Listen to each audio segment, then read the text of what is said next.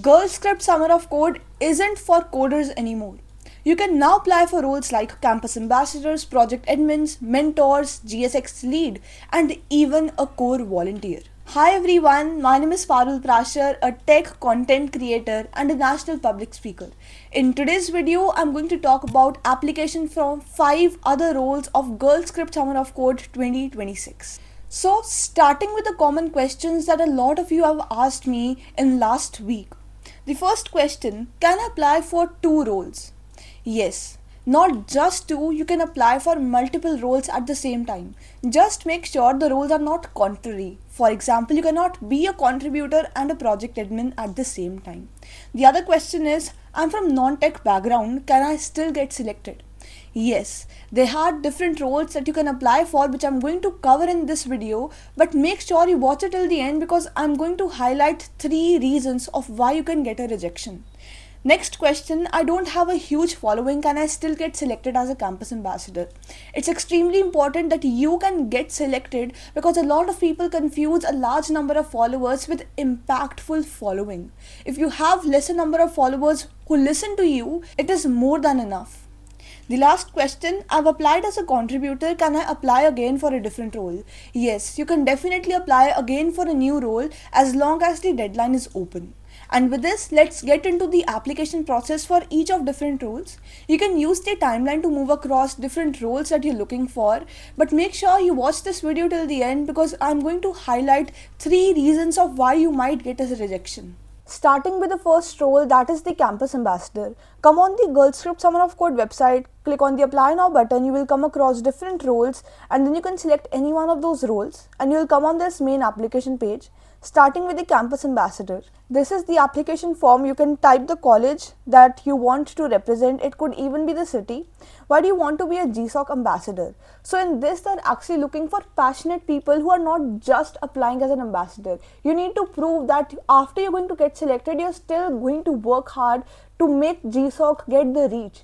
Actually, GSoC is a non-profit organization, so we need people who can actually make the word spread to a wider audience. The next question is past event or community organizing experience. This is an optional question, but this is extremely important for those people who actually have experience because this will give you an edge over other people who have not been a part of other events.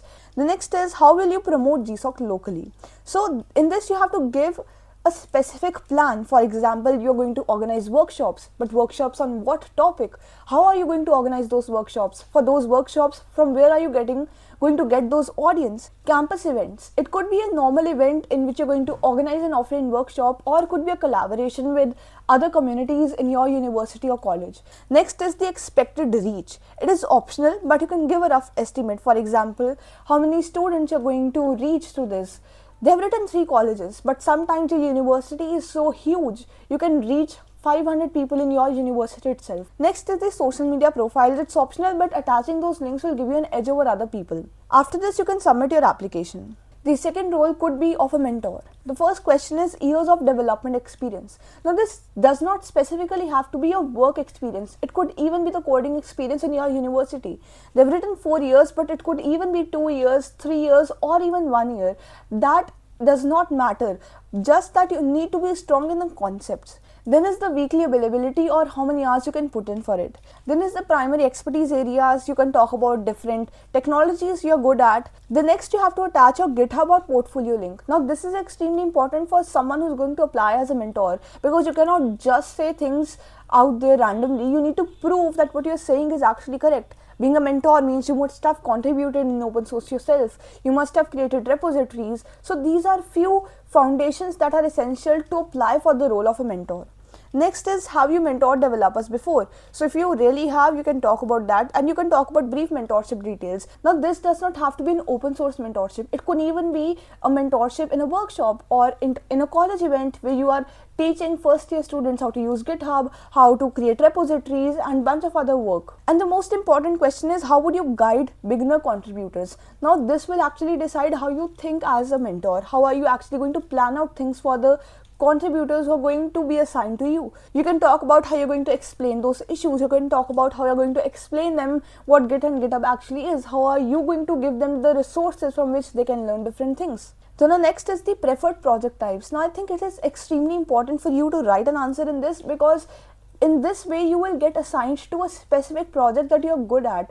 It will not be a random selection in that way. So this is how you're going to apply as a mentor. Moving forward to the applications of a project admin. Now project admin is someone who's going to bring his or her project. They're going to bring issues, they're going to bring problems that other contributors can work on, or mentors can guide other contributors on this. You have to basically work on merging the pull request, looking at the issues people have created, looking at if there is any merge conflicts or not. So coming to the project admin, you have to talk about the project that you are going to bring and the repository of that project. Then you have to talk about the project description. So basically this could be the description that you write in your readme files when you're creating those projects. You can talk about the tech stacks. Now this is extremely important, because only through a good tech stack a developer or a contributor would be able to understand what kind of project it is and if they can actually contribute to it. Moving forward, have you created beginner friendly issues? So I hope if you're going to apply as a project admin, you already know what a beginner friendly issue or a good first issue actually is. Then you can talk about the reading quality and then expected number of contributors. So think of yourself as a company or a startup who is building a real world project, and you need people who can actually contribute on that. So you need to be good at estimating how many number of people you would want, what kind of skill levels those people need to have in them. The next question is, how will you support contributors? So this is extremely important. When you're going to be a project admin, at some point of time you must be a contributor yourself. So you would know what kind of issues a contributor faces. There is lack of communication, there is lack of guidance. So you need to create proper channels like Discord account, like WhatsApp channels, or you can create proper tutorials or Google Meets online, teaching them how they can actually contribute in your project. There is any prior open source experience. So it could be any program. They've given some examples like GSoC, Google Summer of Code, or Hacktoberfest. I'm sure if you're applying as a project admin, you already know what these things are. Moving forward, you have the role of a team or a volunteer. Now, who is a member of team or a volunteer? You all know GirlScript Summer of Code runs its own LinkedIn channel, its Instagram page and YouTube account. So you're someone who's going to manage these things, someone who's going to tell about the ideas of content. You're going to talk about how on what kind of content they should generate, and basically you're going to act as a social media manager for the team of GSoC. So going through their application, you're going to talk about your area of interest. For example, the operation, design, content and community. Operations is basically managing a lot of things. Design is the carousels or the Instagram post. The content is specifically talking about the LinkedIn post or what kind of captions etc. you need to add. Community is managing the bunch of people who are following GirlScript Summer of Code. The next thing is the relevant experience. So if you're a college student or someone who has graduated, you must have organized a lot of events in your college. If not lot of, maybe 1 or 2 events in which you would know how to get the team, how to get the work done, how to post on social media, how to make students aware about all the things that have been happening. You know how to collect everyone to one place and then start executing those things. So you can write about that experience at this place. The next is, why do you want to join GSoC core team? Now this is extremely important. You need to talk about why you're passionate or why do you want to be a part of the core team right at the first place. For example, you can say that since GSoC is a non-profit organization, so I want to contribute and make it reach a great level globally. The next is how many hours you can contribute weekly, so you can write as you feel comfortable.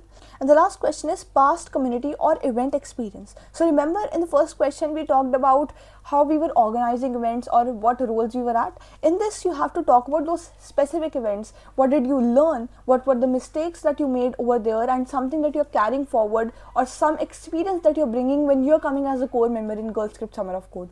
That's an end to the application as a volunteer.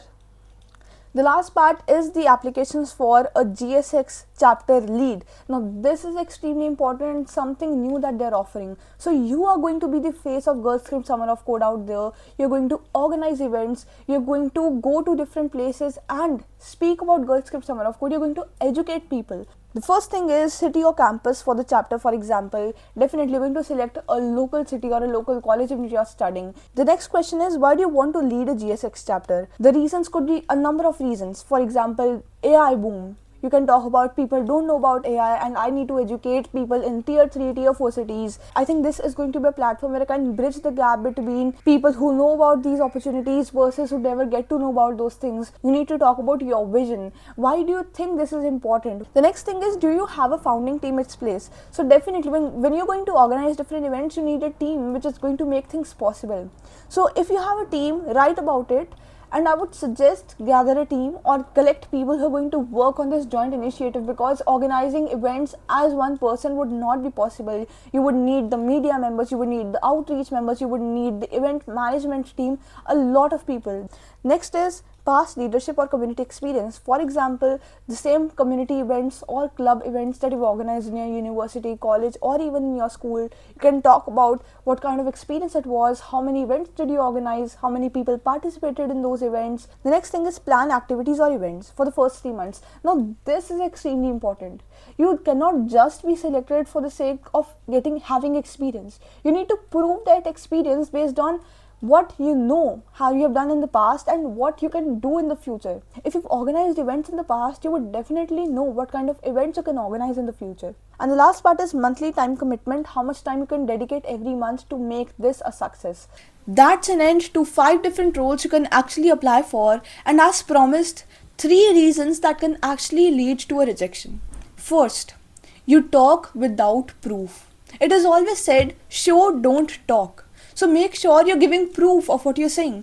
Don't say I'm hardworking. Show the number of hours you've already put into open source. Don't say I can get a large number of followers. Show the actual following and the impact you have on various social media handles. Number 2, don't overdo answers. If you're saying things just for the sake of getting selected, huge numbers, huge impact, huge hours, it will not be trustworthy. Anyone can read it and understand that this is not the truth or this is just not feasible. So make sure you're giving honest answers with things that you've actually done, and not just the answers for the sake of getting selected. Even those people who have never had an experience on all of these things can actually get selected because their answers show a sense of passion, and that is something that you need to do. And the third and last reason, please don't generate answers. I know in today's AI era, everyone is using ChatGPT, Claude, and a bunch of AI tools to generate the content writing stuff, but this is just not accurate. You need to write answer yourself with honest achievements and then ask GPT or any model to write it in a better way. Asking it to generate an entire answer without the context of your achievements or without the work you've actually done is going to lead to a false and a fake answer, and this can lead to your rejection. So if you're actually serious about all of these things, please don't make these 3 mistakes. Well, finally, this is the end of today's video. The next video is going to be on the Aspire Leaders program run by professors from Harvard Business School. And if you still don't know what this program actually is, just watch the video linked in the I tag above. Make sure you apply in this program. The deadline is April 17. Till then, let's make the best out of our college journeys. Hope you found this video helpful.